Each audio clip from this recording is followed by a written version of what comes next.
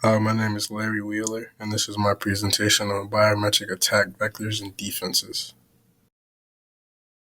So my paper was by Chris Roberts, and it was basically about the different methods that attackers try to use to bypass biometric authentication. Um, there's different type of attack vectors, threat agents, and stuff like that. It talks about how they're used, how effective they are, and the defensive measures that were produced to try and mitigate the damage that those attack vectors and threat agents could do. So, with biometric authentication and the methods that people use to try and attack them, there's different frameworks. And one of the frameworks that I selected was Rathus framework. And within this diagram here that's posted in the PowerPoint, you have the sensor, the feature extraction, the matcher, and the store template. So those are the process in which biometric authentication works. And with each step in that process, there are eight different ways that attackers can gain access or tamper with the process. So the first one being a fake biometric with the sensor. The second one is a replay attack. There's an override feature extractor, modify feature vector, override matcher on the matcher portion.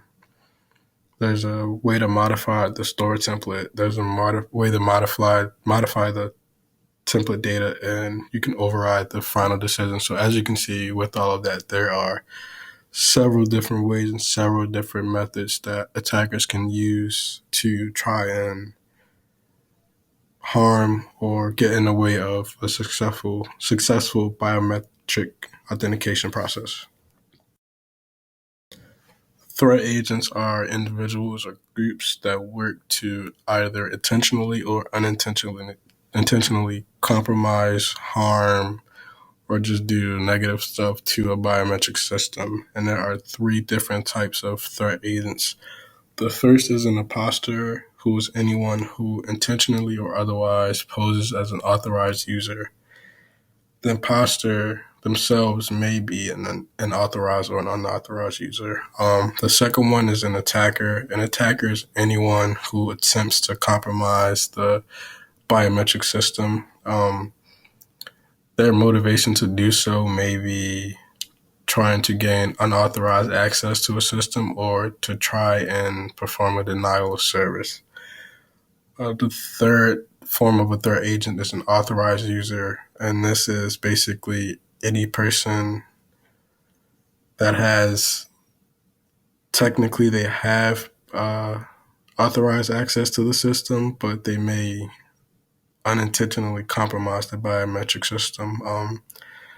This can be chalked up to unintentional or quote unquote human error, like an administrative error and the configuration and the way that the system was built.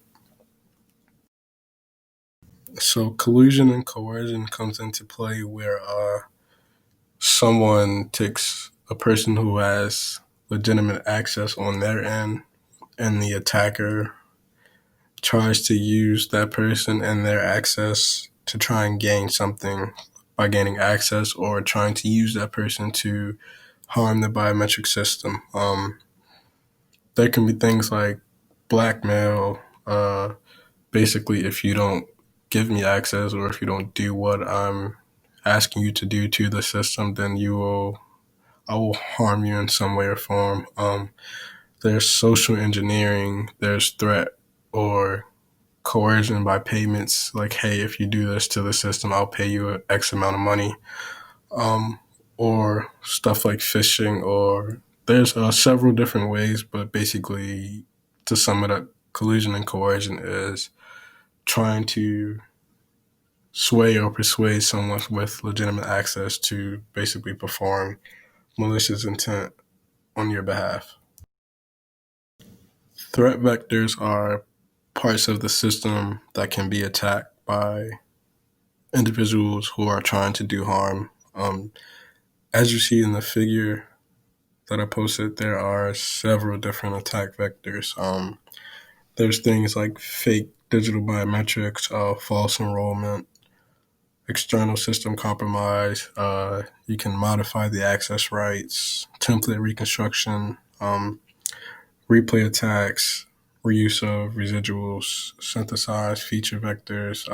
There's a bunch of different threat vectors that can basically serve as places where attackers can gain access and try and modify or in turn harm the biometric authentication process. So more on the threat vectors. The most damaging one, in my opinion, is a denial of service attack. And with a denial of service attack, they can range from physical or power loss to system attacks that basically render the biometric system unresponsive and no one can use it until it's fixed. The next one we have is false enrollment, and with false enrollment, it's basically validating a false identity. Biometric systems are designed to be accurate and try to minimize these false enrollments. Basically, a false enrollment is a system mistakenly granting access to someone who, in fact, does not have an account or should not be permitted access to the system. So biometric systems work to try and minimize that. The next one is a fake physical biometric, and with fake physical biometrics, it's basically like someone touched a desk or door, and you try and pull that fingerprint or that handprint from the surface, and using that fingerprint or handprint that you pulled to try and access the biometric system. A fake digital biometric is basically using a fake digital image or a fake digital fingerprint to try and gain access to the system. You can also use a replay attack with a fake digital biometric. The next one is a latent print reactivation, and with that, it's basically copying a fingerprint like from the scanner. So pulling a fingerprint from the scanner and basically reusing it to gain access. Uh, the next one is a reuse of residuals, and with that, some systems, after granting access, they basically store the template or the successful attempt in memory. And if an attacker knows how or is able to do it, they can pull the template and the successful attempt from the memory and basically use that to try and gain a valid entry into the system. The next group of threat vectors, starting with replay attacks, it basically consists of intercepting a sensor transmission and then modifying that data and replaying the signal to try and gain access to the biometric system.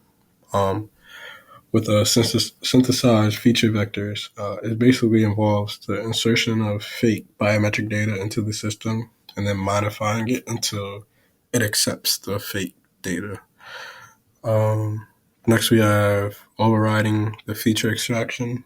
With that, you basically try to manipulate or provide false data. This can also be used as a denial of service attack. Um, Next, we have a template reconstruction. And with the template reconstruction, you basically have to gain access to the data store. And once you do that, you can modify the template to accept fake data or anything that you want to provide to the system. Finally, we have a decision override or a false accept.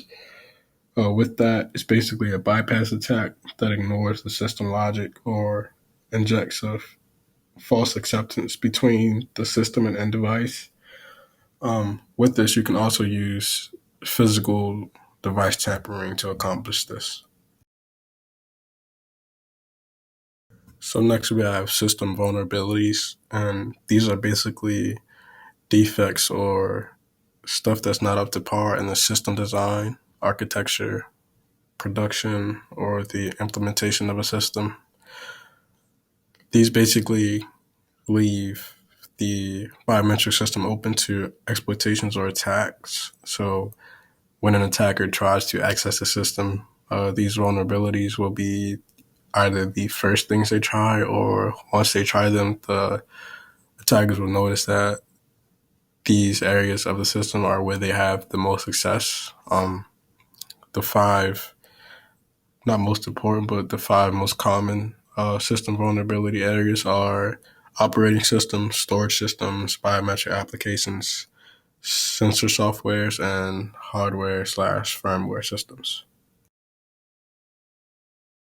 So now that we've described all of the attack vectors and the threat agents of stuff that attackers use to try and gain access to the system, now let's talk about the different type of defense mechanisms that systems use to try and defend against those same uh, attacks. Um, the defenses basically use a risk-based approach. Basically, they're analyzed by their effectiveness, and they use a criteria to determine how effective they are. They use a threat model, like I said, to determine how effective and what they are able to protect against. The risk analysis is becoming more important as interfaces are standardized, specifications and standards become more widely available, threats to computer systems increase, consequences of system compromise increase, and the governance of requirements are enhanced. So yeah, there's a bunch of defensive measures that are used to protect systems against the countless number of attacks. Defensive measures are used to minimize the risk of threat agents, threat vectors, and system vulnerabilities. In the next slide, I'll show you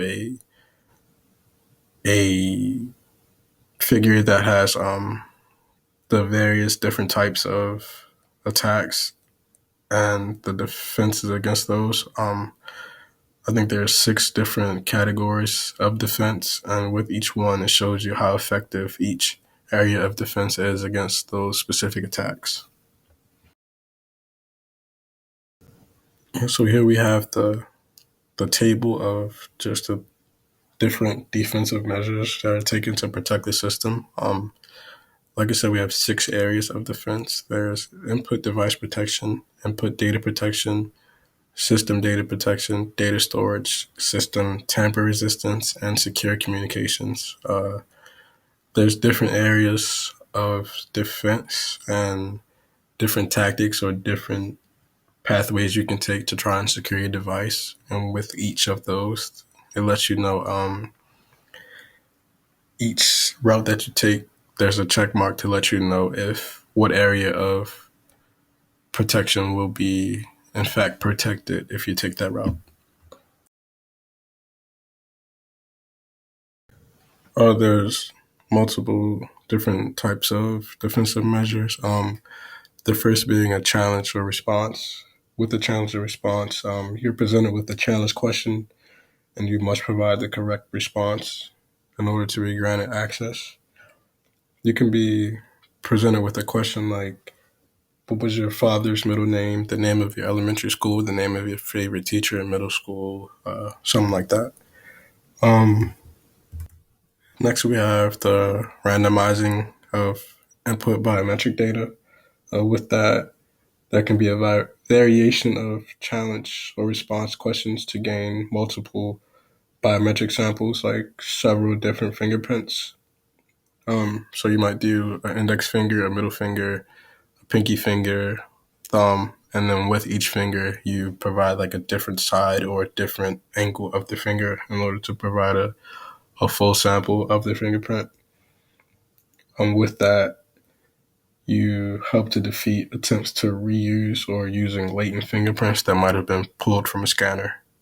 Next, we have the retention of data. And with the retention of data, some sensors can store data and copy those templates locally. So it is important to try and clear the data to help defend against things like man-in-the-middle attacks. Next, we have liveness detection.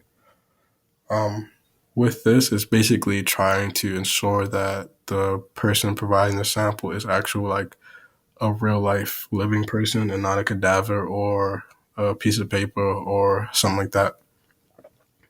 So you basically look for things like blinking while doing an iris scan, uh, perspiration of the finger, hand, eye, or pupil movement while being scanned, measuring blood oxygenation, things like that, just to make sure that you're not, in fact, taking a scan from someone who's, in fact, not alive, or someone hasn't, like, just put a piece of paper down that basically mimics a real life fingerprint.